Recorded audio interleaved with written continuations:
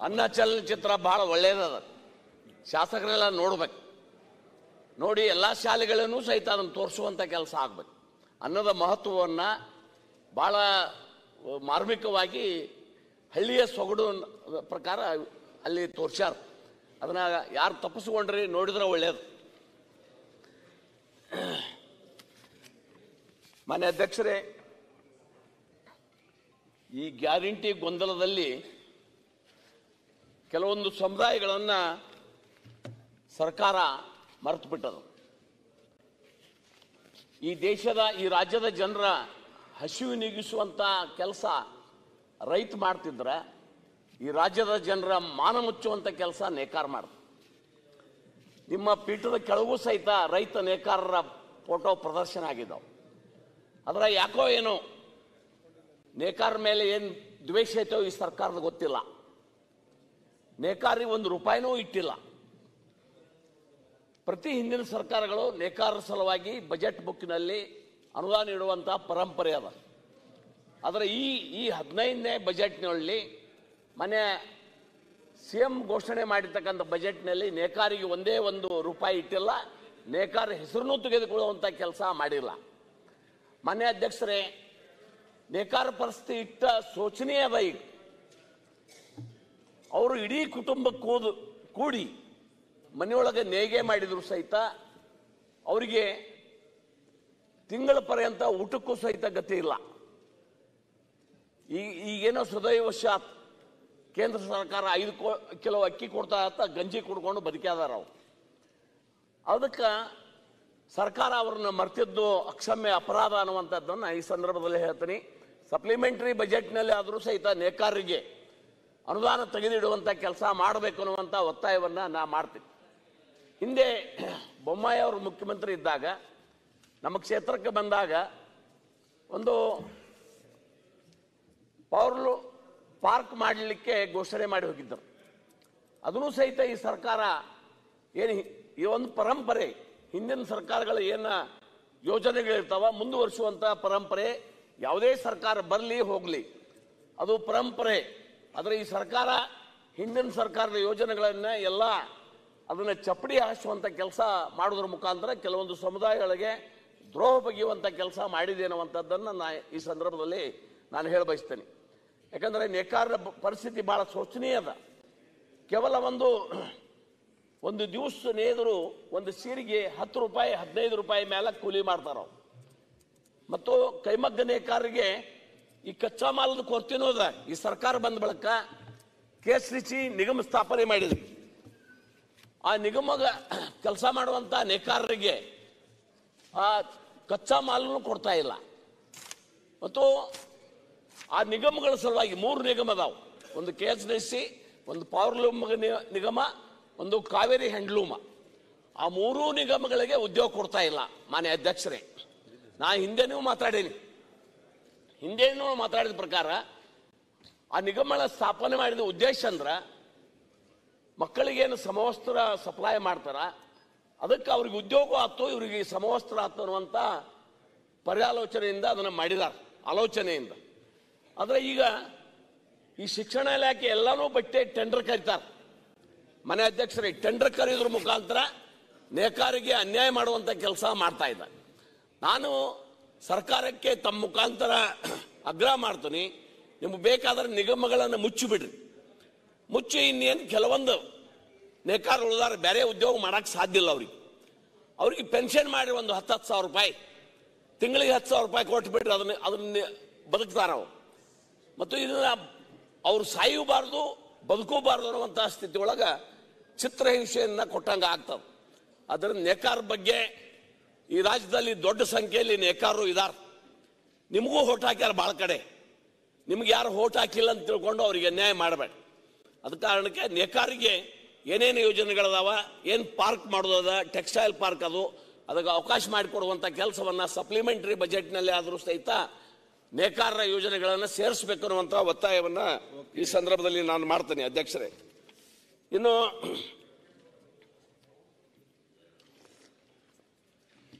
ಈ ಗ್ಯಾರಂಟಿಗಳ ಬಗ್ಗೆ ಬಹಳ ದೊಡ್ಡದಾಗಿ ಹೇಳ್ತಾ ಇದ್ದಾರೆ ಮಾನ್ಯ ಅಧ್ಯಕ್ಷರೇ. ಇವರು ಎಲ್ಲ 5 ಗ್ಯಾರಂಟಿಗಳು ವಿಫಲ ಆಗ್ಯಾವ. ಎಲ್ಲಾನು ಫೇಲ್ ಆಗ್ಯಾವ ಅನ್ನುವಂಥದ್ದನ್ನು ನಾ ಹೇಳ ಬಯಸ್ತೇನೆ. ನಾನು ಒಂದೊಂದೇ ಹೇಳ್ತೇನೆ.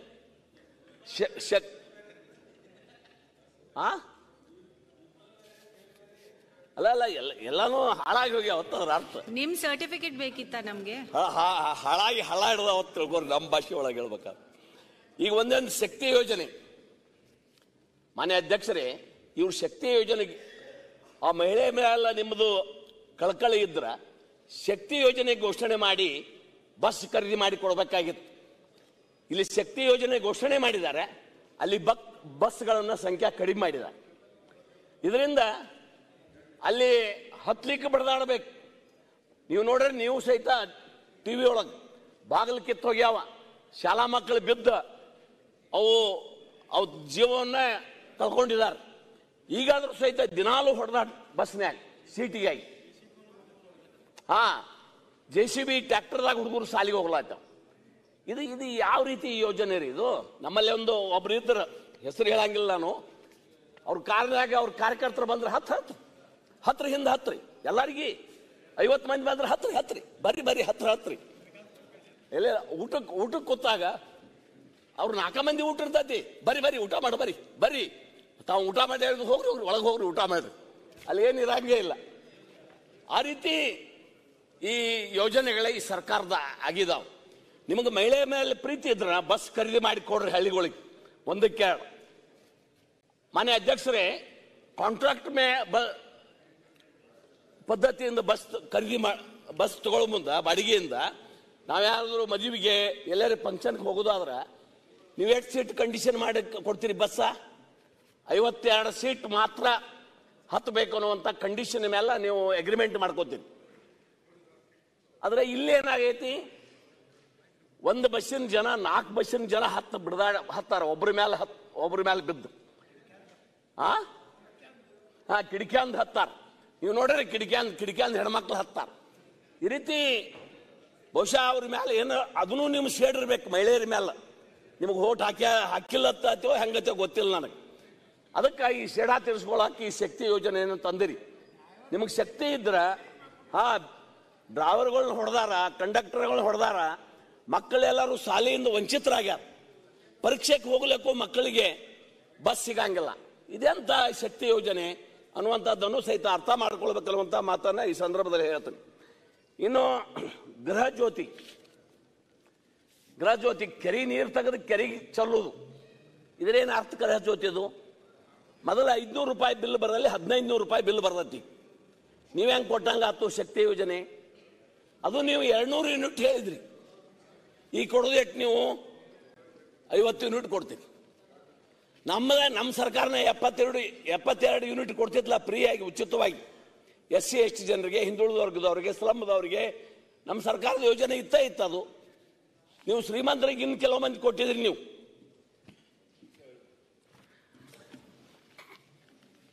ನಮ್ಮ ರಾಜ್ಯದಲ್ಲಿ 1,62,00,000 ಗೃಹಗಳಿಗೆ ಈಗಾಗಲೇ ಫ್ರೀ ಎಲೆಕ್ಟ್ರಿಸಿಟಿ ಕೊಡ್ತಾ ಇದೆ. ನಮ್ಮ ರಾಜ್ಯದ ಆವರೇಜು 53 ಯೂನಿಟ್.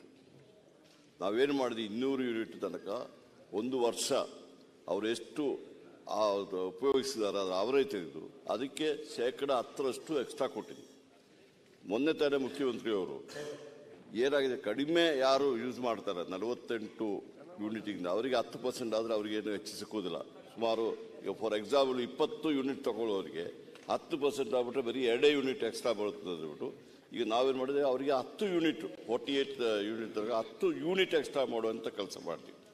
ಇದರಿಂದ 1,62,00,000 ಜನಕ್ಕೆ ಇದು ಮಾಡಿ ನಿಮ್ಮ ಸರ್ಕಾರ ಅದೆಲ್ಲ ಅರ್ಥ ಹೇಳಿ 200 ಯೂನಿಟ್ ಆಯ್ತು, ಮುಂದೆ ಹೋಗ್ಲಿ. ಖಚಿತ ಆಯ್ತು, ಮುಂದೆ ಹೋಗ್ಲಿ. ಯತ್ನಾಳ್ ಅವರೇ, ನೀವು ಮಂತ್ರಿ ಅವ್ರಿಗೆಲ್ಲ ವಿಷಯ ಗೊತ್ತಿದೆ, ಯತ್ನಾಳ್ ಅವ್ರಿಗೆಲ್ಲ ವಿಷಯ ಗೊತ್ತಿದೆ.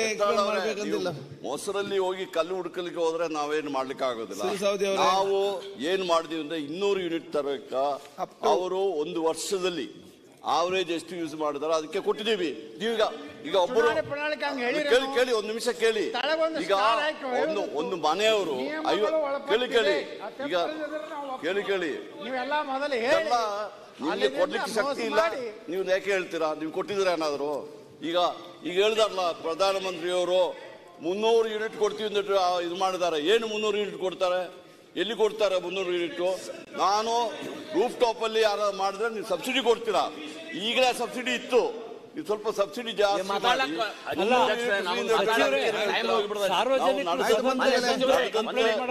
ನಡೆದ ಸರ್ಕಾರ ಮಾತಾಡಿ.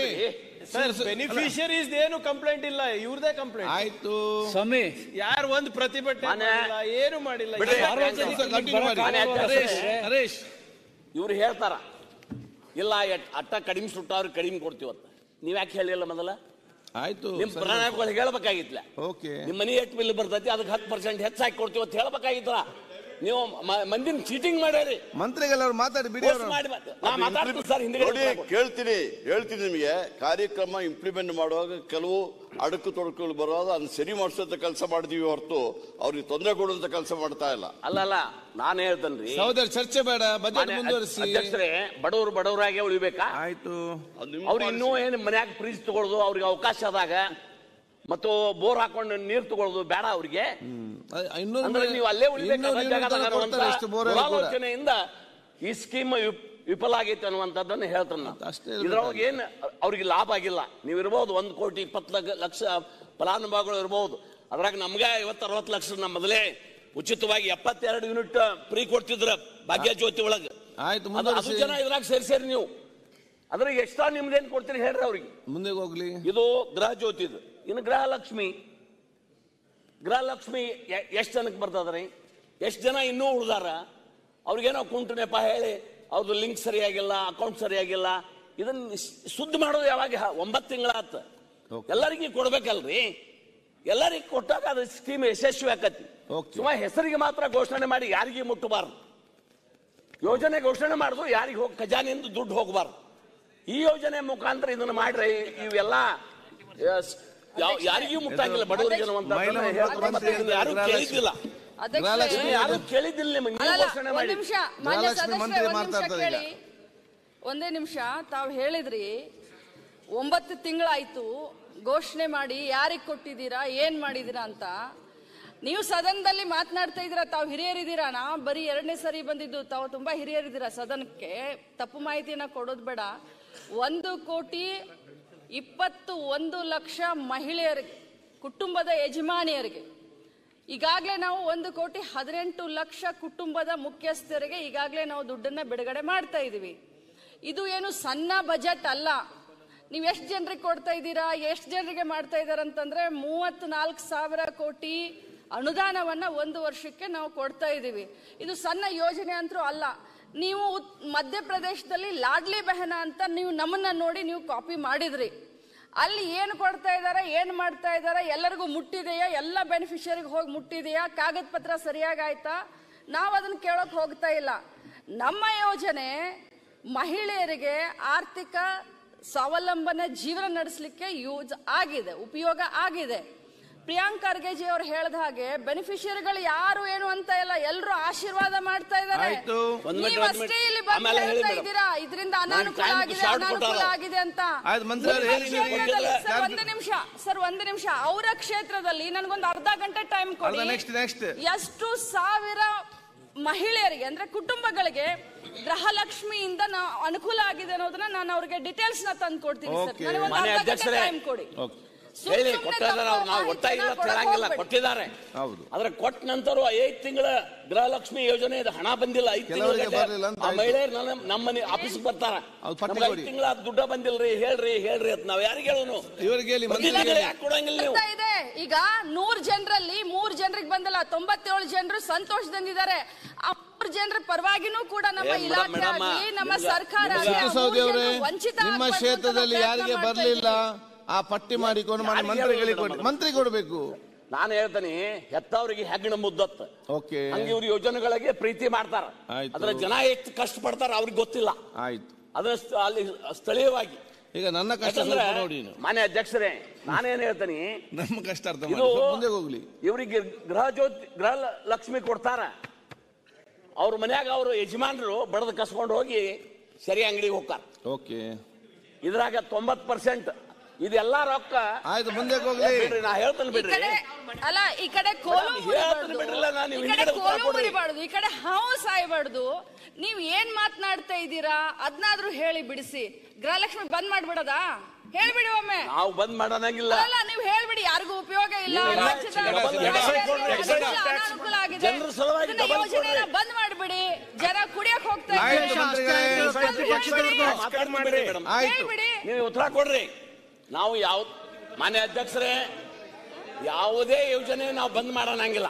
ಆಯ್ತು, ಬಡವರ ಪರವಾಗಿ ನೀವು ಕೊಟ್ಟಂಗ್ ಮಾಡಬೇಡ್ರಿ. ಅಷ್ಟ ಓಕೆ, ಕೊಟ್ಟಂಗ್ ಮಾಡಬೇಡ್ರಿ. ರೊಕ್ಕ ಹೋಗಿರಬಾರ್ದು, ಕೊಟ್ಟಂಗ್ ಆಗಿರ್ಬೇಕು.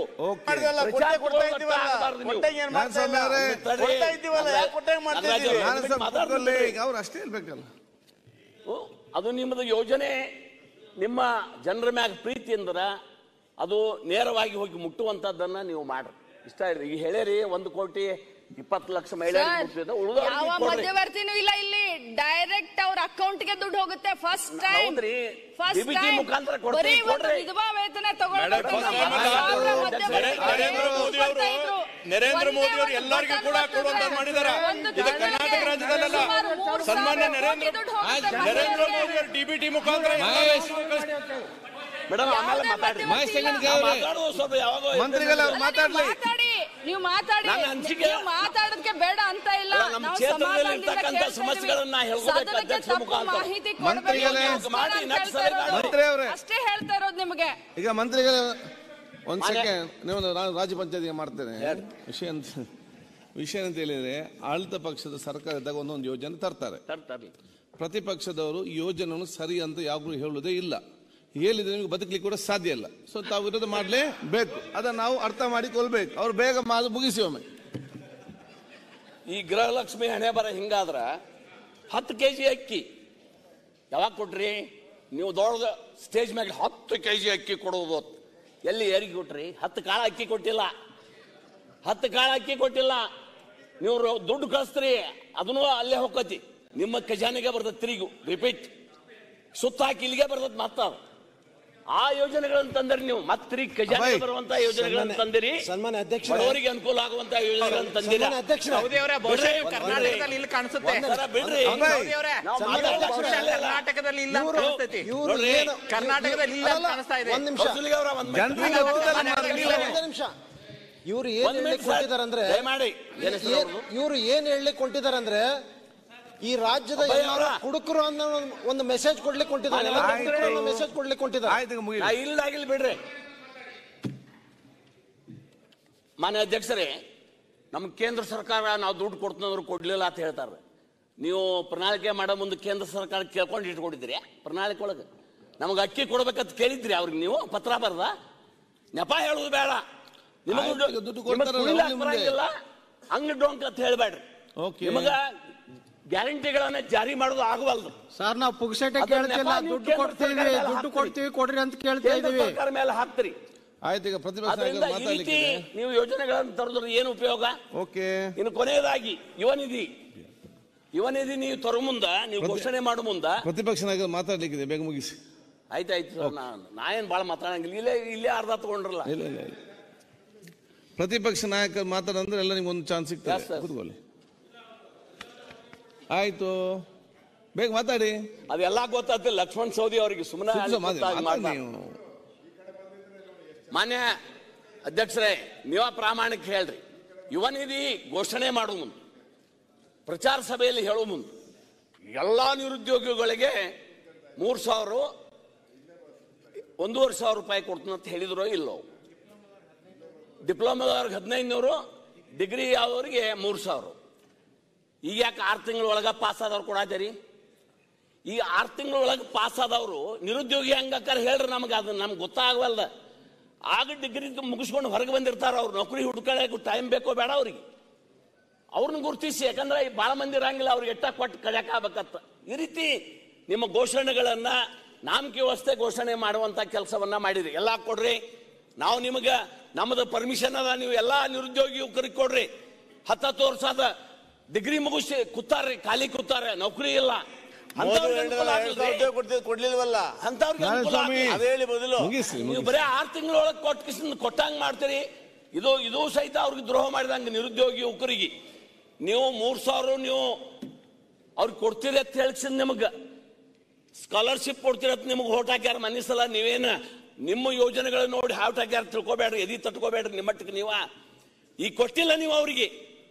8 ಮಂದಿಗೆ 10% ಮಂದಿಗೆ ಸಹಿತ ಮುಟ್ಟಿಲ್ಲ. ಅದ ತಯಾರಾಗಿ ಕೂತಾರೆ. ಯಾವಾಗ ಲೋಕಸಭಾ ಎಲೆಕ್ಷನ್ ಬರಲಿ ನಿಮ್ಮನ್ನು ಕಳಿಸ್ಬೇಕಂತ ತಯಾರಾಗಿ ಕೂತಾರೆ. ಈಗ ನಿರುದ್ಯೋಗಿ ಯುವಕರು ಅದನ್ನು ತಿಳ್ಕೊಂಡು ನೀವು ಯೋಜನೆಗಳನ್ನು ಜಾರಿ ಮಾಡ್ರಿ ಅನ್ನುವಂಥದ್ದನ್ನ ನಾ ಸಂದರ್ಭದಲ್ಲಿ ಹೇಳ್ತೇನೆ ನಾನು. ಯಾಕಂದ್ರೆ ನೀವು ಕೊಡ್ಬೇಕಾಗಿತ್ತು, ನೀವು ಮಾತಿನಂಗೆ ನಡಿಬೇಕಾಗಿತ್ತು. ಮಾತಿನ ತಪ್ಪಿ ನಡೆದಾರ ನೀವು. ಅದಕ್ಕೆ ನಿಮ್ಮ ಮೇಲೆ ಸಿಡಾ ತೋರಿಸ್ಕೊಳಕ್ಕ ಆ ಯುವಕರು ತಯಾರಾಗ್ಯಾರ ಅನ್ನುವಂಥ ಮಾತನ್ನು ಈ ಸದ್ಯ ಸಂದರ್ಭದಲ್ಲಿ ಕೂರಿಸಿದ್ದಾರೆ. ನಿಮ್ಮನ್ನು ಅಲ್ಲಿ ಕೂರಿಸಿದಕ್ಕೆ ನೀವು ಕಾರ್ಯಕ್ರಮಗಳನ್ನು ಗೊತ್ತಾಗಿತ್ತು ರಿಸಲ್ಟ್ ಮತ್ತೆ ವಾಪಸ್ ಅಲ್ಲ ಸರ. ಈಗ ಪಶ್ಚಾತ್ತಾಪ ಪಡಾತಾರ ಅವ್ರು. ನಿಮ್ಮ ಮಾತು ನಂಬಿ ನಿಮಗೆ ಓಟ್ ಹಾಕಿರ ಅವ್ರ. ಈಗ ಅದನ್ನ ನೀವು ಫೇಲ್ ಆಗ್ಯಾರಿ, ವಿಫಲ ಆಗ್ಯಾರ. ಅವ್ರಿಗೆ ಏನೂ ಮುಟ್ಟಿಲ್ಲ. ಅದಕ್ಕೆ ನಿಮ್ಮ ಮೇಲೆ ಯಾವಾಗ ಬರ್ಲಿ ಅಂತ ಕೂತಾರ. ಈಗ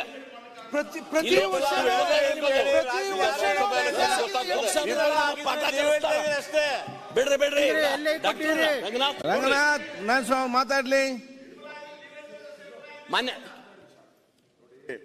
ಸಿದ್ದು ಸೌದಿ ಅವರು ಮಾತಾಡಬೇಕಾದ್ರೆ ಅದನ್ನ ಬೇರೆ ಬೇರೆ ಅರ್ಥದಲ್ಲಿ ನೀವು ಮಾಡಕ್ ಹೋಗ್ತಾರೆ. ನಾವು ನಮ್ಮ ಪಾರ್ಟಿ ನಿಮ್ಮ ಗ್ಯಾರಂಟಿಗಳಿಗೆ ನಮ್ದೇನು ವಿರೋಧ ಅಭ್ಯಂತರ ಇಲ್ಲ. ನೀವು 5 ಕೊಟ್ಟಿದ್ದೀರಾ, ಇನ್ನು 50 ಕೊಡಿ, ನಮ್ದೇನು ಅಭ್ಯಂತರ. ಹೆಚ್ಚಿಗೆ ದುಡ್ಡು ಸಮಸ್ಯೆ ಏನು, ಸಮಸ್ಯೆಯನ್ನ ಎತ್ತಿ ಹಿಡಿತಾ ಇದ್ರೆ ಹಂಗಾರೆ ಸಮಸ್ಯೆ ಹೇಳ್ಬಾರ್ದಾ? ಮೇಡಮ್ ಅವರು ಏನು ಮಹಿಳಾ ಕಲ್ಯಾಣ ಇಲಾಖೆ ಸಚಿವರು ಹೇಳಿದ್ರು, ಯಾರಿಗೆ ತಲುಪಿಲ್ಲ ಅಂತ ಹೇಳಕ್ಕೆ ನಾವ್ ಇಲ್ಲಿ ಕೂತಿರೋದು. ನೀವು ಒಬ್ಬರಿಗೆ, ನಾನು 3 ಜನಕ್ಕೆ ಕೊಟ್ಟಿಲ್ಲ ಅಂತಲ್ಲ, ಒಬ್ಬರು ಕೊಟ್ಟಿಲ್ಲ ಅಂತ ಹೇಳದಕ್ಕೆ ನಾವ್ ಇಲ್ಲಿ ಕೂತಿರೋದು. ಅಲ್ಲಲ್ಲ, ಹೇಳಕ್ಕೆ ನಾವು ಕೂತಿರೋದು. ನೀವು ಸರಿ ಮಾಡ್ಬೇಕು ಅಂತಾನೆ ಅಲ್ಲಿ ಕೂತಿರೋದು. ನೀವು ಅಲ್ಲಿ ಕೂತಿರೋದು ಅದಕ್ಕೆ. ನೀವು ಇಲ್ಲಿ ಕೂತಾಗ ಏನ್ ಮಾತಾಡಿದ್ದೀರಾ ಅನ್ನೋದು ನಮಗೂ ಗೊತ್ತಿದೆ. ಈಗ ಜಾರ್ಜ್ ಅವ್ರು ಹೇಳಿದ್ರು ಅದಕ್ಕೆ ನಿಮ್ಮನ್ನ ಇಲ್ಲಿ ಕಳ್ಸಿರೋದು ಅಂತ. ಜಾರ್ಜ್ ಅವರೇ, ನಿಮ್ಮನ್ನ ಯಾಕೆ ಅಲ್ಲಿ ಕಳ್ಸಿದ್ರು? ಸರಿ 123 ಜನ ಇದ್ರಲ್ಲ, ಸಿದ್ದರಾಮಯ್ಯನವರ ಇದ್ದ ಅನ್ನಭಾಗ್ಯ ಅಂದ್ರಲ್ಲ, ಭಾಗ್ಯ ಕೊಡ್ಲೇ ಇಲ್ಲ, ನಿಮ್ಮನ್ನ ಇಲ್ಲಿ ಕಳ್ಸಿದ್ರು. ಅಲ್ಲಲ್ಲ ಕೆಲಸ. ಅದಕ್ಕೆ ನೋಡಿ, ಯಾರು ಪರ್ಮನೆಂಟ್ ಅಲ್ಲ. ನಾನು ಅಲ್ಲಿ ಕೂತಿದ್ದವ್ರನ್ನೆಲ್ಲಾನು ನಾನು ಭಾಷಣ ಅಬ್ಸರ್ವ್ ಮಾಡ್ತೀನಿ. ನಾನು ಈ ವಿರೋಧ ಪಕ್ಷ ನಾಯಕರಾದ್ಮೇಲೆ ಜಾಸ್ತಿ ಮಾತಾಡ್ತಾರೆ. ಅಲ್ಲಿ ಮಾತಾಡ್ತಾ ಇಲ್ಲ. ಅಲ್ಲಿ ಕೂತವ್ರದ್ದೆಲ್ಲರದ ರೆಕಾರ್ಡ್ ತೆಗೆಸ್ ನೋಡಿ. ಎಲ್ಲರೂ ಹೇಳಿದ್ರು ನಾನೇ 20 ವರ್ಷ. ಕೆಲವರೆಲ್ಲ 20 ತಿಂಗಳು ಇರಲಿಲ್ಲ. 20 ತಿಂಗಳು ಇರಲಿಲ್ಲ. 20 ತಿಂಗಳು ಪರ್ಮನೆಂಟ್ ಅಲ್ಲ. ಯಾರು ಪರ್ಮನೆಂಟ್ ಅಲ್ಲ. ಅಧ್ಯಕ್ಷರೇ, ನೀವು ಇಲ್ಲಿ ಉಪ ನಾಯಕರಾಗಿದ್ರಿ, ಆರೋಗ್ಯ ಮಂತ್ರಿ ಆಗಿದ್ರಿ. ನಿಮ್ ಕನ್ಸು ಮನ್ಸಲ್ಲಿ ಎಂದೂ ನಿದ್ದೆ ಮಾಡೋವಾಗೂ ನೀವು ಸ್ಪೀಕರ್ ಆಗ್ತೀನಿ ಅಂತ ತಿಳ್ಕೊಂಡಿದ್ರ? ಇಲ್ಲ, ತಿಳ್ಕೊಂಡೇ ಇರ್ಲಿಲ್ಲ.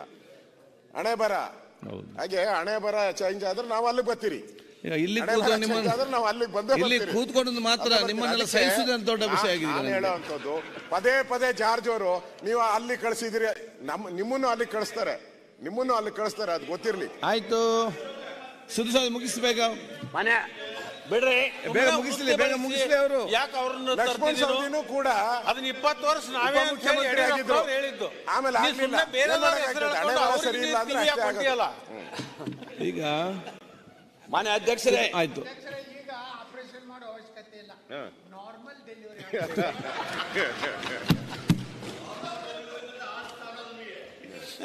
ಇದು ನಮ್ಮ ಸ್ಥಾನ. ಇದು ನಾವು ಜನಕ್ಕೆ ಪ್ರಯೋಜನ ಆಗುವಂತ. ಈಗ ಭೀಕರ ಬರಗಾಲ ಅದ. ಇಂಥ ಭೀಕರ ಬರಗಾಲ ಇತಿಹಾಸದಾಗ ನಾವು ಎಲ್ಲಿ ಕಂಡಿಲ್ಲ. ಯಾಕಂದ್ರೆ ನಾವು ನಮ್ಮ ಕ್ಷೇತ್ರದ ರೈತರ ಪರಿಸ್ಥಿತಿ ಹೇಳ್ತಾ ಇದ್ದಾರೆ. ಎಲ್ಲ ಬೋರ್ 1000 ಫೂಟ್ ಹೋಗಿರ್ತಕ್ಕಂಥ ಬೋರ್ಗಳನ್ನು ಬತ್ತಿ ಹೋಗಿದಾವೆ. ಬೆಳೆ ಉಳಿಸ್ಕೊಳ್ಳೋದಲ್ಲ, ದನಕರುಗಳಿಗೆ ತಾವು ಮನುಷ್ಯರಿಗೆ ಕುಡಿಯಾಕ ನೀರಿಲ್ಲ. ಇವರು ಕುಡಿಯಾಕ ಹಣ ಕೊಡೋದನ್ನ ಕುಡಿಯಾಕಂದ್ರೆ ಹಣ ಇಲ್ಲ. ಯಾಕಂದ್ರೆ ಇಲ್ಲಿ ಕಮಿಟೆಡ್ ಎಕ್ಸ್ಪೆಂಡಿಚರ್ಗೆ ರಾಜ್ಯದ ಆದಾಯ ಎಲ್ಲ ಹೋಗ್ತದೆ. ಅದಕ್ಕಿಂತ 3% ಹೆಚ್ಚು ಕೊಡಾತಾರೆ. ಆಯ್ತು, ಇನ್ನ ಕ್ಯಾಪಿಟಲ್ ಕೇಳಿ ಕೊಡ್ತಾರೆ, ಇವರು ಜನರು ಬದುಕಿಸಲಾಕ ಕೇಳಿ ಕೊಡ್ತಾರೆ. ಬರ ಪರಿಹಾರ ಹೆಂಗ ಮಾಡ್ತಾರೆ? 2000 ರೂಪಾಯಿ ಕೊಟ್ಟಿವಿ ರೈತರಿಗೆ ಅಂತ ಹೇಳ್ತಾರೆ. ನಾವು ಬಿಜೆಪಿ ಸರ್ಕಾರ ಇದ್ದಾಗ 2000 ಕೊಟ್ಟಿದ್ದೀವನ? 6000 ಇದ್ದ 13,000 ಕೊಟ್ಟಿವಿ. ನೀರಾವರಿಗೆ 25,000 ಕೊಟ್ಟಿವಿ. ಹಾರ್ಟಿಕಲ್ಚರಿಗೆ 18,000 ರೂಪಾಯಿ ಕೊಟ್ಟಿವಿ ನಾವು. ಅಟ್ಟಾದ್ರೂ ಕೊಡ್ರಿ, ನಮ್ಗೇನ್ ಕೇಂದ್ರ ಸರ್ಕಾರ ಬಂದಿದ್ದಿಲ್ಲ ದುಡ್ಡಾಗ. ಮಂತ್ರಿ ಅವರ ಮಾತಾಡಿ ಮುಗಿಸ್ಲಿ. ಬದುಕಿತ ಮೊದಲು ಕೊಟ್ಟಿವಿ ನಾವು, ಹಿಂದಿಗಡೆ ಕ್ಲೈಮ್ ಮಾಡಿದ್ವಿ. ಮಂತ್ರಿ ಅವರ ಮಾತಾಡಿ ಮುಗಿಸ್ಲಿ. ಕೊಡ್ರಿ ನಿಮಗ ಮಾತಾಡಿ, ಮಂತ್ರಿ ಅವ್ರು ಮಾತಾಡಿ ಮುಗಿಸ್ಲಿ. ಇದು ವಿಫಲ, ಅದ್ರಾಗ ಕುಡಿ ನೀರು ಕೊಡಾಕು ಸಹಿತ ಆಯ್ತು ವಿಫಲ ಆಗಿದೆ ಈ ಸರ್ಕಾರ. ದಯಮಾಡಿ ಪ್ರತಿ ಈಗಾಗಲೇ ನಮ್ಮ ಇವರು ಮಾತಾಡಿರು, ಪ್ರತಿಯೊಬ್ಬ MLA ಸಹಿತ 3 ಕೋಟಿ ರೂಪಾಯಿ ಕುಡಿ ನೀರ್ಲಿಕ್ಕೆ ಎದುರಿಸ್ಲಿಕ್ಕೆ, ಬರ ಎದುರಿಸ್ಲಿಕ್ಕೆ ಕೊಡ್ಬೇಕನ್ನುವಂತ ಆಗ್ರಹವನ್ನ ತಮ್ಮ ಮುಖಾಂತರ ಮಾಡ್ತೇನೆ. ಇನ್ನೊಂದು ಹೇಳ್ತಾರ, ಈ ರಾಜ್ಯದ ಬಡವರ ಹಸಿವು ನೀಗಿಸ್ಲಿಕ್ಕೆ ನಾವು ಇಂದಿರಾ ಕ್ಯಾಂಟೀನ್ ತೆಗೆದು ಇವತ್ತು ಹೇಳ್ತಾರೆ. ಇಂದಿರಾ ಕ್ಯಾಂಟೀನ್ ಬಡವರ ಹಸಿವು ನುಗ್ಸಂಗಿಲ್ರಿ, ಅಲ್ಲಿ ಗುತ್ತಿಗೆದಾರರು ಕಮಿಷನ್ ಏಜೆಂಟ್ಗಳು ಹಸಿವು ನುಗ್ಸ್ತದ. ಅವ್ರ ಸಲುವಾಗಿ ಈ ಇಂದಿರಾ ಕ್ಯಾಂಟೀನ್ ತೆಗೆದಾರ. ಇವ್ರು ಯಾರಿಗೆ ಕೊಡ್ತಾರೆ, ಎಷ್ಟು ಲೆಕ್ಕ ತೆಗೀರಿ, ಎಷ್ಟು ಮಂದಿಗೆ ನೀವು ಊಟ ಕೊಟ್ರಿ ತೆಗೀರಿ. ಅದನ್ನು ಮಧ್ಯವರ್ತಿಗಳ ಹೊಟ್ಟೆ ತುಂಬ್ಯದ, ನಾವು ಹೋಗ್ತೀವಿ ಅದಕ್ಕೆ. ಮಧ್ಯವರ್ತಿಗಳಿಗೆ ಏಜೆಂಟ್ ಇರೋದು, ಗುತ್ತಿಗೆದಾರರಿಗೆ ಹೊಟ್ಟೆ ತುಂಬ್ಯದ. ಅದರ ಬಡವರಿಗೆ ಕೂಲಿ ಮಾಡೋರಿಗೆ ಇದರಿಂದ ಏನೂ ಉಪಯೋಗ ಆಗಿಲ್ಲ ಅನ್ನುವಂಥದ್ದನ್ನ ಹೇಳ್ತಾನೆ ನಾನು. ನಮ್ಮಂತೆ ಖಜಾನೆಯಾಗ ಸಾಕಷ್ಟು ದುಡ್ಡು ಐತನ ಅವರು. ಈಗ 2 ವರ್ಷ ಆತ ಕೆಲಸ ಮಾಡಿ, ಗುತ್ತಿಗೆದಾರ ಪೇಮೆಂಟ್ ಯಾಕೆ ಮಾಡಿಲ್ಲ ನೀವು? 100 ಕೋಟಿ ಇದ್ರಾಗ ಮಾನ್ಯ ಅಧ್ಯಕ್ಷರೇ 2% ಪೇಮೆಂಟ್ ಮಾಡ್ತಾರೆ. 2% ಅವ್ರಿಗೆ ಆ ಮೇಂಟೆನೆನ್ಸ್ ಹಿಂಗೆ ಹೋದಲ್ರಿ, ಬಡ್ಡಿ ಹೋಗಂಗಿಲ್ಲ. ಅದಕ್ಕೆ ದಯಮಾಡಿ ಅವ್ರನ್ನ ಚಿತ್ರ ವಿಷಯ ಮಾಡಬೇಡ್ರಿ. ನಿಮ್ಮದು ಕೆಲಸ ಮಾಡ್ಯಾರ, ನಿಮ್ಮಲ್ಲಿ ಅವ್ರಿಗೆ ಓಕೆ ಏನಾರ ಸ್ವಲ್ಪ ಪೇಮೆಂಟ್ ಜಾಸ್ತಿ ಮಾಡ್ರಿ ಅವ್ರಿಗೆ. ಎಲ್ಲಾರು ಕ್ಷೇತ್ರದಾಗ ಅದಾರ, ಕಣ್ಣೀರ್ ಹಾಕ್ಲಾತಾರ, ಅವ್ರ ಮ್ಯಾಗ ಶಿರಾ ತೀರ್ಸ್ಕೊಬೇಡ್ರಿ. ಆತ್ಮಹತ್ಯೆ ಮಾಡ್ಕೊಳತ್ತಾರ ಅವ್ರ. ಪೇಮೆಂಟ್ ಮಾಡ್ರಿ, ನಿಮ್ಮಲ್ಲಿ ದುಡ್ಡು ಇದ್ರೆ ಪೇಮೆಂಟ್ ಮಾಡ್ರಿ. ಇದ್ರ ಅರ್ಥ ಏನ್ ಕಾಣಿಸುತ್ತೆ ಹೇಳ್ರಿ? ಇದ್ರ ಅರ್ಥ ಏನು? ನಿಮ್ಮಂತೆ ಖಾಲಿ ಆಗೈತಲ್ಲ, ಆ ಗ್ಯಾರಂಟಿಗಳಿಗೆ ಈಡೇರಿಸಲಿಕ್ಕೆ ಆಗವಲ್ಲ, ನಿಮಗೆ ಸೋತಾರಿ. ಅದಕ್ಕೆ ನೆಪ ಹೇಳಿ ನಿಮಗೆಲ್ಲಾ ಕಾನೂನು ಗೊತ್ತಿದ್ರು ಸಹಿತ, ಹಣಕಾಸಿನ ಆಯೋಗದ ನಿಯಮಾವಳಿ ಗೊತ್ತಿದ್ರು ಸಹಿತ ಕೇಂದ್ರ ಮ್ಯಾಗ ಹೋಗಿ ಸ್ಟ್ರೈಕ್ ಮಾಡಿಬಾರ್ದು. ಓಕೆ, ಇಲ್ಲೆಲ್ಲ ನಿಮಗೆ ಇಲ್ಲಿ ಕುಣ್ಯಾಕ್ ಬರಂಗಿಲ್ಲ, ಅದನ್ನ ಎದುರಿಸೋ ಸಾಮರ್ಥ್ಯ ಇಲ್ಲ. ಜನ ನಿಮಗೆ ಚೀಮಾರಿ ಹಾಕ್ತಾರಂತ ಕೇಂದ್ರ ಸರ್ಕಾರ ಮೇಲೆ ಆರೋಪ ಮಾಡುವಂತದನ್ನು ಎಷ್ಟು ಸತ್ಯ ಹೇಳ್ರಿ? ಹೌದ್ರಿ, ಈಗಟ್ಟ ಕೊಟ್ಟಿವಿ ನಾವು. ಅದು ಮತ್ತೆ ಚರ್ಚೆ ಮಾಡು, ಎಷ್ಟು ಕೊಟ್ಟಿದ್ರಿ ಕೊಡ್ಲಿಲ್ಲ ಮುಂದುವರಿಸಿ. ಈಗ next BR Patil get ready. ಇನ್ನ ಅದಕ್ಕಿಂತ ಮುಂಚೆ ಇಂಧನ ಖಾತೆ ಒಳಗೆ ಸರ್, ರೈತರಿಗೆ ನಮ್ಮ ಸರ್ಕಾರ ಇದ್ದಾಗ ಉಚಿತವಾಗಿ ಇಂಪ್ರೂವ್ಮೆಂಟ್ ದಾಗ ಟ್ರಾನ್ಸ್ಫಾರ್ಮರ್ಗಳನ್ನು ಕೊಡ್ತಿದ್ದೀವಿ. ನೀವ್ಯಾಕೆ ಕೊಡಂಗಿಲ್ಲ? ಈಗ ನೀವ್ಯಾಕೆ ಕೊಡಂಗಿಲ್ಲ? ನೀವು ಅದಕ್ಕ ಒಬ್ಬೊಬ್ಬ ರೈತರಿಗೆ 2.5 ಲಕ್ಷ ರೂಪಾಯಿ ಬರ್ತದ್ರಿ. ಅದು ನೀವ ಕಟ್ಬೇಕಂತ ಆದೇಶ ಮಾಡ್ಯಾರ. ರೈತರಿಗೆ ಹೆಂಗ್ ರೈತ ಪರ ಸರ್ಕಾರ ಇದು? ನಾನು ಹೇಳ್ತೇನೆ, ನಿಮ್ಮ ನಿಜವಾಗಿ ರೈತರ ಕಾಳಜಿ ಇದ್ರ ಬರಗಾಲದ, ಯಾವಾಗ ಬರಗಾಲದ ರೈತರ ಸಾಲ ಮನ್ನಾ ಮಾಡ್ಯಾರ. ನೀವು ಮಾಡ್ರಿ, ಶಕ್ತಿ ಇದ್ರ ಮಾಡ್ರಿ, ತಾಕತ್ ಇದ್ರ ನೀವು ಒಪ್ಕೊಳ್ರಿ. ಮತ್ತೆ ನಾವು ಫೇಲ್ ಆಗಿ ರೈತರಿಗೆ ಹೊರೆ ಮಾಡಿದಂತ ಕೆಲಸ ನೀವು ಮಾಡುದು, ರೈತರಿಗೆ ಸಹಾಯ ಮಾಡಲಿಲ್ಲ ನೀವು. ನಾವು ನಮ್ಮ ತಾಕತ್ತಲ್ಲಿ ರೈತರಿಗೆ ಸಹಾಯ ಮಾಡ್ತಾ ಇದ್ದೀವಿ. ಮುಗಿಸಿದ್ರ? ಇನ್ನು ಹುಡುಕಬೇಡಿ, ಮುಗಿಸಿ ಅಲ್ಲಿಗೆ. ಇನ್ನೊಂದು ರೈತರಿಗೆ ಸಹಾಯ, ರೈತರ 4 ಸಾವಿರ ರೂಪಾಯಿ ಕಟ್ ಮಾಡಿದ್ದು ಹೇಳ್ರಿ ಸಿದ್ದಣ್ಣ. ಏನು ಏನಂತದ, ನಮಗೆ ಇವರು 50 ಕೋಟಿ 25 ಕೋಟಿ ಕಾಂಗ್ರೆಸ್ MLAಗಳು ತಗೊಂಡಾರ, ನಮ್ಗೆ ಸಂತೋಷ ಅದ. ನಮ್ಮ ಕ್ಷೇತ್ರದೊಳಗ ನಿಮಗೆ ಓಟ್ ಹಾಕ್ಯಾರಲ್ಲ ಜನ. ಇನ್ನೇ ನಿಮ್ಮ ಸರ್ಕಾರದಲ್ಲೂ ಕೊಟ್ಟಿದ್ರು.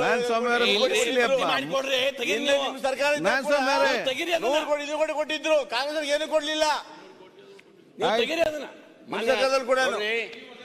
ರಾಜ್ಯದೊಳಗ ಒಂದ್ ಕಡೆ ಅಭಿವೃದ್ಧಿ ಆದ್ರೆ ಆಗೋದಿಲ್ಲ, ಇಡೀ ರಾಜ್ಯ ಅಭಿವೃದ್ಧಿ ಆಗ್ಬೇಕಾಗ್ತದೆ. ಈಗ ನಿಮಗೂ ಕೂಡ ಕೊಡ್ತಾರೆ. ನೀವು 50 ಕೋಟಿ ತಗೊಂಡ್ರೆ ನಮ್ಗೆ 20 ಕೋಟಿ ಕೊಡ್ರಿ, ಕೊಡ್ತಾರೆ. ಕೊಡ್ರಿ ಅದನ್ನ ಹೇಳ್ರಿ. ಇದ್ದಾಗ ನನ್ನ ಕಾನ್ಸ್ಟಿಟ್ಯೂನ್ಸಿಗೆ ಸುಮಾರು 120 ಕೋಟಿ ರೂಪಾಯಿ ಅಲಾಟ್ ಆಗಿತ್ತು. ನಿಮ್ಮ ಯಡಿಯೂರಪ್ಪನವರು ಮುಖ್ಯಮಂತ್ರಿ ಆದಮೇಲೆ ಅದನ್ನು ಕ್ಯಾನ್ಸಲ್ ಮಾಡಿ ನಮ್ಮ ಕ್ಷೇತ್ರದಲ್ಲಿ ಒಬ್ಬರು ಬಿಜೆಪಿಯವರೊಬ್ಬರು ಕಾರ್ಪೊರೇಟರ್ ಇದ್ದರು, ಅವರಿಗೆ ಕೊಟ್ಟಿದ್ದೀರಾ. ನನ್ನ ಕ್ಷೇತ್ರ ಕೊಡಲಿಲ್ಲ. ಆಗ ನೀವು ಯಾರು ಮಾತಾಡಲಿಲ್ಲಲ್ಲ. ನಾವು ಈಗಲೂ ಸಮೇತ ಎಲ್ಲ ಕಾರ್ಯಕ್ರಮಗಳನ್ನು ಇಡೀ ರಾಜ್ಯಕ್ಕೆ ಕೊಡ್ತಾ ಇದ್ದೀವಿ ಹೊರತು ನಮ್ಮ 5 ಗ್ಯಾರಂಟಿ ಕಾರ್ಯಕ್ರಮ ಇದೆಯಲ್ಲ, ಎಲ್ಲ ಕ್ಷೇತ್ರದವರಿಗೆ, ಎಲ್ಲ ಜಾತಿಯವರಿಗೆ, ಎಲ್ಲ ಭಾಷೆಯವರಿಗೆ ಎಲ್ಲರಿಗೂ ಸಮೇತ ಕೊಡುವಂತ ಕೆಲಸ ಮಾಡ್ತಾ ಇದೀವಿ. ನಾವು ನಿಜವಾಗಿ ಒಳ್ಳೆ ಕೆಲಸ ಎಲ್ಲರಿಗೂ ಮಾಡ್ತಾ ಇದೀವಿ. ಅನುದಾನ ಕೊಡ್ರಿ. ನೀವು 50 ಕೋಟಿ ತಗೊಂಡ್ರೆ ನಮಗೆ 20 ಕೋಟಿ ಕೊಡ್ರಿ. ನಮ್ಮಲ್ಲಿ ಜನ ನಿಮಗೆ ಓಟ್ ಹಾಕ್ಯಾರ. ಆಯ್ತು, ನಾವು 11,000 ಲಾಡ್ಸ್ ಬಂದು ಉಳಿದ ಜನ ನಿಮ್ಗೆ ಓಟ್ ಹಾಕ್ಯಾರ. ಅವ್ರಿಗೆ ಅನ್ಯಾಯ ಮಾಡ್ತೀರಿ ನೀವು. ನಿಮಗೆ ಓಟ್ ಹಾಕಿದ ನಿಮ್ಮ ಕಾರ್ಯಕರ್ತರಿಗೆ ಜನಕ್ಕೆ ಅನ್ಯಾಯ ಮಾಡ್ತಾ ಇದ್ದೀರಿ. ಅದ್ರ ಬಗ್ಗೆ ಹೇಳ್ರಿ. ಇನ್ನು ಮಾನ್ಯ ಅಧ್ಯಕ್ಷರೇ, ಸ್ಥಳೀಯ ಸಂಸ್ಥೆಗಳ ನಗರಸಭೆ ಪುರಸಭೆಗಳ ಅಧ್ಯಕ್ಷ ಉಪಾಧ್ಯಕ್ಷ ಮಾಡೋದು ಆಗಿಲ್ಲ ಇಲ್ಲಿ ಸ್ವಲ್ಪ ಇನ್ನ ಎಡಮಿಟ್ ಇನ್ನೂ ಯಾಕೆ ಮಾಡ್ಲಿಲ್ಲ? ಅವ್ರು ಹಾಗೆ ಆರಿಸಿ ಬಂದು ಹಂಗ ಕೂತಾರ. ಖಾಲಿ ಅಧಿಕಾರಿಗಳ ದರ್ಬಾರ್ ನಡೆಸ್ಯಾರ ನಗರಸಭೆ ಒಳಗ ಪುರಸಭೆ ಒಳಗ. ಅದನ್ನ ನೀವು ಕೋರ್ಟ್ಗೆ ಮನವಿ ಮಾಡಿಕೊಂಡು ಅದನ್ನ ಸ್ಟೇ ವೇಕೆಂಟ್ ಮಾಡಿ ಅಧ್ಯಕ್ಷ ಉಪಾಧ್ಯಕ್ಷ ಚುನಾವಣೆ ಮಾಡ್ರಿ ಅಂತ ತಮ್ಮ ಪರವಾಗಿ ಸರ್ಕಾರಕ್ಕೆ ವಿನಂತಿ ಮಾಡ್ಕೊಳ್ತೀವಿ.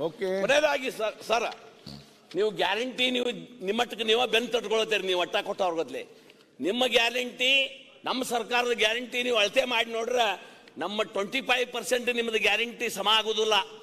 ನಮ್ದು 100 ರೂಪಾಯಿ ಆದ್ರೆ ನಿಮ್ಮ 25 ರೂಪಾಯಿ ಅದ ನಿಮ್ಮ ಗ್ಯಾರಂಟಿಗಳು. ನಾ ಹೇಳ್ತೇನೆ, ಈಗ ಆಯುಷ್ಮಾನ್ ಭಾರತದೊಳಗೆ 5 ಲಕ್ಷ ರೂಪಾಯಿ ಬರ್ತೈತಿ ಒಂದು ಕುಟುಂಬಕ್ಕೆ. 5 ಲಕ್ಷ. ಸಂಧ್ಯಾ ಸುರಕ್ಷಾ 1200 ರೂಪಾಯಿ ತಿಂಗಳ ಬರ್ತದ. ಮತ್ತು ಕಿಸಾನ್ ಸಮ್ಮಾನ್ ಯೋಜನೆ ಒಳಗೆ ಈ ದೇಶದಾಗ 15 ಕೋಟಿ ಕುಟುಂಬಗಳಿಗೆ 6,000 ಬರ್ತೈತಿ. ನಮ್ಮ ರಾಜ್ಯದಾಗ ನಮ್ಮ ಮುಖ್ಯಮಂತ್ರಿ ಯಡಿಯೂರಪ್ಪ ಇದ್ದಾಗ 4,000 ಕೊಡ್ತಿದ್ರು. ಬೊಮ್ಮಾಯಿ ಅವರು ಕೊಟ್ಟರು. ನೀವು ಅದನ್ನ ತಡೆ ಹಿಡಿಯುವಂತ ಕೆಲಸ ಮಾಡ್ರಿ. ಪ್ರಧಾನಮಂತ್ರಿ ಜೀವನ್ ಬಿಮಾ ಯೋಜನೆ, ಪ್ರಧಾನಮಂತ್ರಿ ಎಕ್ಸಿಡೆಂಟ್ 12 ರೂಪಾಯಿ ತುಂಬ್ರೆ 2 ಲಕ್ಷ ರೂಪಾಯಿ, 330 ರೂಪಾಯಿ ತುಂಬ್ರೆ ಕೇಳ್ರಿ. ಅಂಕಿ ಸಂಖ್ಯೆ ತಕೊಂಡು ಕೇಳ್ರಿ. ನೀವು ಕೇಳ್ರಿ. ಏನಿಲ್ಲ ಅಂಕಿ ಸಂಖ್ಯೆ ತರಿಸ್ಕೊಡ್ದ ನಾ ಕೊಡ್ತೀನಿ. ಒಂದು ಕುಟುಂಬಕ್ಕೆ 4 ಲಕ್ಷ ರೂಪಾಯಿ ಬರ್ತದೆ. 4 ಲಕ್ಷ. ನನ್ನ ಕ್ಷೇತ್ರದಲ್ಲಿ ಯಾವ್ದು 5 ಲಕ್ಷ ನೋಡಿ. ನಮ್ಮ ನೋಡ್ರಿ, ಈ ದೇಶದಾಗ 50 ಹೋದ್ರೆ 2 ಲಕ್ಷ ಕಟ್ಟಬೇಕು. ಮುಖ್ಯ ಆದ್ರೆ 50 ಕೋಟಿ ಕುಟುಂಬಗಳಿಗೆ ನೀವೊಂದು ಅರ್ಜಿ ಹಾಕಿ. ನೀವು ಉಜ್ವಲ ಇತ್ತಲ್ಲ, ನಿಮಗೆ ಫ್ರೀ ಗ್ಯಾಸ್ ಕೊಡ್ತೀರಿ.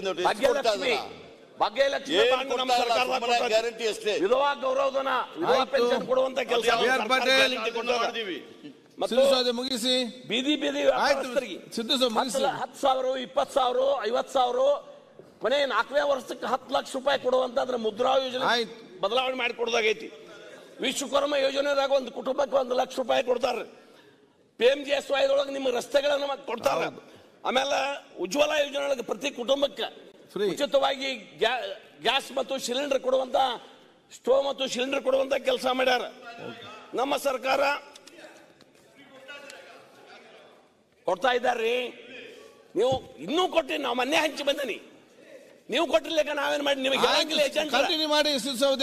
ನೋಡ್ರಿ, ಮೊನ್ನೆ ಒಂದು ಕುಲ್ಲೊಳ್ಳಿ ಅನ್ನುವಂತ ಗ್ರಾಮದಾಗ 110 ಸಿಲಿಂಡರ್ಗಳನ್ನ ವಿತರಣೆ ಮಾಡಿ ಬಂದಿವಿ ನಾನು MP. ನಿಮ್ಮಂಗಿಲ್ಲ ಸಿಸೋದೇವ್ರೆ, ಪ್ರತಿಪಕ್ಷ ಮಾತಾಡ್ಲಿಕ್ಕೆ ಅದ್ರ ಮುಂಚೆ BR ಪಾಟೀಲ್ ಮಾತಾಡಿ ಒಂದೇ ಮಿಸ್ರಿ ಆಯ್ತು. ನಮ್ಮ ಸರ್ಕಾರ ಯಡಿಯೂರಪ್ಪನ ಇದ್ದಾಗ ರೈತರ ಎಲ್ಲಾ ಪಂಪ್ ಸೆಟ್ಗೂ ಉಚಿತ ಕರೆಂಟ್ ಕೊಟ್ರು. ಅದೇನಿಲ್ಲ ಕೌಂಟ್ ಆಗಂಗಿಲ್ಲ. ಮೊದಲು ಶುರು ಮಾಡಿದ್ದು ಬಂಗಾರಪ್ಪನವರು. ಹಾಕಿದ್ರೆ ಮೊದಲು ಶುರು ಮಾಡಿದ್ ಬಂಗಾರಪ್ಪನವರು. ಆಮೇಲೆ ಬಂಗಾರಪ್ಪ ಶುರು ಮಾಡಿದ ಮೊದಲು ಯಡಿಯೂರಪ್ಪ ಅಲ್ಲ. ನೀವು ಅಂಕಿ ಸಂಖ್ಯೆ ತಗೋರಿ. ಬಂಗಾರಪ್ಪ ಶುರು ಮಾಡಿದ್ದು, ಬಂಗಾರಪ್ಪ ಶುರು ಮಾಡಿದ್ದು ಫ್ರೀ ಕರೆಂಟ್, ಯಡಿಯೂರಪ್ಪ ಅಲ್ಲ. ಅಯ್ಯ ಸ್ವಾಮಿ, ಬಂಗಾರಪ್ಪ ಶುರು ಮಾಡಿದ್ದು ಯಡಿಯೂರಪ್ಪ ಅಲ್ಲ. ಇಡೀ ಪ್ರಪಂಚದಾಗ ನಮ್ಮ ಸರ್ಕಾರ ಮಾಡಿದೆ ಶೂನ್ಯ ಬಡ್ಡಿ ದರದಲ್ಲಿ. ನೀವು ಶೂನ್ಯ ಬಡ್ಡಿ ದರದಲ್ಲಿ ಎಷ್ಟು ಅನುಕೂಲ ಆಗ್ತದೆ ಅಂದ್ರೆ 3% ಶೂನ್ಯ ಬಡ್ಡಿ ದರದಲ್ಲಿ ಒಬ್ಬ ರೈತ ಟ್ರ್ಯಾಕ್ಟರ್ ತಗೊಂಡ್ರೆ 1,10,000 ರೂಪಾಯಿ ವರ್ಷಕ್ಕೆ ಉಳಿತದ. ನಿಮ್ ರೇಟ್ ಆಗದ್ರಿ ಗ್ಯಾರಂಟಿ 25,000 ಆಗೋದಿಲ್ಲ ಒಂದು ಕುಟುಂಬಕ್ಕೆ. 1,10,000 ರೂಪಾಯಿ ಒಂದು ಟ್ರ್ಯಾಕ್ಟರ್ ತಗೊಂಡ್ರೆ ಉಳಿತೈತೆ ರೈತರಿಗೆ.